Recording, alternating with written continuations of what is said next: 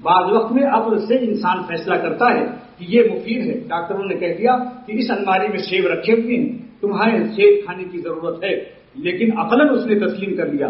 الماری تک اٹھنے کے لیے جاتا ہے مگر کھڑا ہوتے ہی چارپائی سے چکر کھا کر بے ہوش ہو کر گر جاتا ہے. معلوم ہوا عقلی طور پر اس کا اعتقاد صحیح ہے، سیب کو یہ مفید سمجھتا ہے، لیکن اس کے قلب میں اتنی طاقت نہیں، اس کے پاؤں میں اتنی طاقت نہیں، اس کو ذوق اس قدر ہے کہ الماری تک نہیں جا سکتا، سیب کھا نہیں سکتا ہے. سیب کے فوائد کو، سیب کی اچھائی کو یقین رکھتا ہے. ایسی آج بھی امت مسلمہ داڑھی کو بہتر سمجھتے ہیں، داڑھی والوں سے محبت بھی رکھتے ہیں. رسول اللہ صلی اللہ علیہ وسلم کی سنت کی بے حد ان کے قلب میں احترام و عظمت ہے، لیکن ذوق کی وجہ سے قوت عملیہ ان کے اندر نہیں.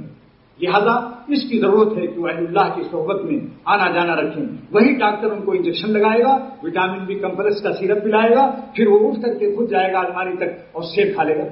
ایسی جو اعمال، بہت سے اعمال ایسے ہیں جس کو انسان سمجھتا ہے کہ مفید ہے، اس پر عمل کرنے کی توفیق نہیں مانگنا چاہیے، توفیق نہیں پاتا ہے. مثال کے طور پر ایک شخص کے ڈرائیور ہے، اس کو یہاں سے بندر روڈ جانا ہے، اس کو پورا راستہ معلوم ہے لیکن کار میں پیٹرول نہیں ہے. بولیے جا سکتا ہے، علم ہے، راستے کا علم ہے، اس کے کار میں پیٹرول نہیں. مولانا شاہ الحق صاحب دامت برکاتہم کے سامنے جدے سے مکے کے درمیان میں ایک پیٹرول پمپ پر ایک ٹینکر، پیٹرول کا ٹینکر آیا جس پر کئی ہزار گیلن پیٹرول لگا ہوا تھا. اور اس نے میرے سامنے، میں بھی تھا ساتھ میں، اس نے پیٹرول پمپ والے سے کہا کہ بھائی 3-4 گیلن میرے انجن میں ڈال دو، میرے اس میں موٹر ٹرک میں، تو کیونکہ میرے انجن میں اب پیٹرول نہیں جا رہا، اتنا کم ہو گیا. تو حضرت نے فرمایا دیکھو 2000 گیلن تو پیٹرول لگا ہوا ہے، پیٹھ پر لگا ہوا ہے، مگر یہ شخص اب مکہ شریف 3-4 میل ہے، جا نہیں سکتا.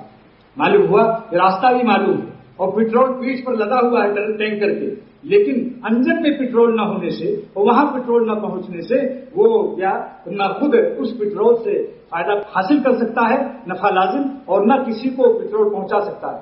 ایسی علم چاہے وہ حافظ قرآن ہو یا عالم ہو، اگر اس کے قلب میں اللہ تعالیٰ کی محبت اور خشیت اور تقوی اور خوف کا پیٹرول نہیں ہے، تو پیٹھ پر اس کے علم کا ذخیرہ لگا ہو، ساری کتب خانے لگے ہوں، قرآن بھی اسے سینے میں محفوظ ہو اور ہر سال تراویح سناتا ہو، لیکن قلب میں اللہ کی محبت، اللہ کا خوف جب آ جائے گا پھر کہنے کی ضرورت نہیں ہوگی، خود بھاگتا چلے گا، عمل کو تلاش کرتا چلے گا.